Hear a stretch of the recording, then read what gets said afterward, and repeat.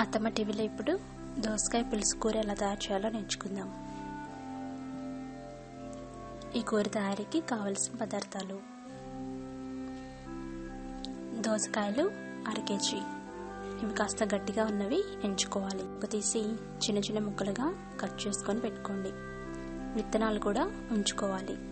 అవి టేస్ట్ చూసి చేదుగా ఉంటే మరొకటి తీసుకోండి. టమాటా 1 కట్ చేసి పెట్టుకోండి.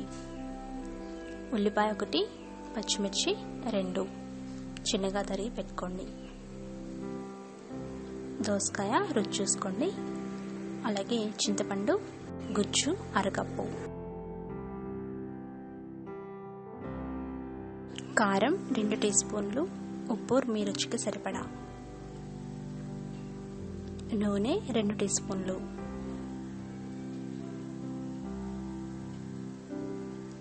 కొత్తిమీర 2 రెమ్మలు.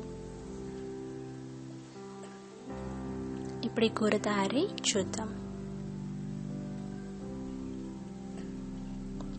ముందుగా కడాయి వేడి చేసి నూనె వేసి వేడి చేయండి. తర్వాత అందులో కట్ చేసుకున్న ఉల్లిపాయ పచ్చిమిరపకాయ ముక్కలు వేసి మెత్తబడేంత వరకు వేయించాలి. దాదాపు 2 నిమిషాలు వేయిస్తే మెత్తబడతాయి. ఈ విధంగా మెత్తబడినాయి కదా. ఇప్పుడు అందులో కట్ చేసి పెట్టుకున్న దోసకాయ ముక్కలు వేయండి. దోసకాయ ముక్కలు చిన్న ముక్క రుచి చూసి అప్పుడు కట్ చేసుకోవాలి. ఒక్కొక్కసారి చేదు దోసకాయ వస్తుంది కదా, అది చేదు లేకుండా ఉంటే ఆ దోసకాయని వాడుకోవచ్చు. ఇందులో విత్తనాలతో సహా వేసుకుంటే కూర మరింత రుచిగా ఉంటుంది. 5 నిమిషాలు మూత పెట్టి మగ్గించండి. 5 నిమిషాలు ఇది మెత్తబడతాయి. ఇప్పుడు అందులో టమాటా వేయండి. టమాటా వేసి మళ్ళీ ఒకసారి బాగా కలపాలి.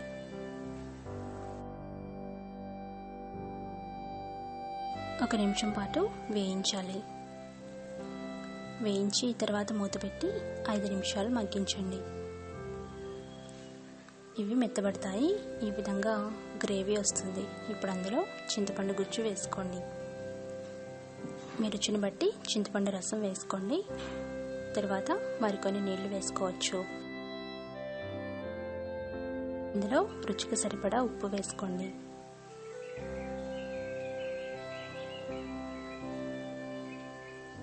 తర్వాత కారం వేయండి. ఉప్పు కారం వేసి ఒకసారి బాగా కలపాలి.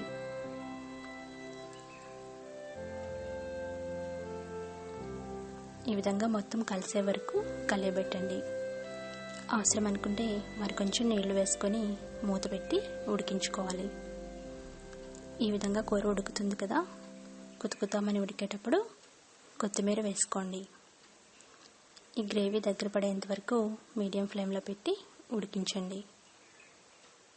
మీరు చూసుకొని ఉప్పు వేసుకోవచ్చు. అంతే, ఎంత రుచికరమైన దోసకాయ పులుసు రెడీ అయింది. ఈ కూర మీరు కూడా తయారు చేసుకొని ఫీడ్బ్యాక్ పంపించండి. మరికొన్ని రెసిపీస్కి అత్తమ్మ టీవీ సబ్స్క్రైబ్ కాగలరు. ధన్యవాదములు.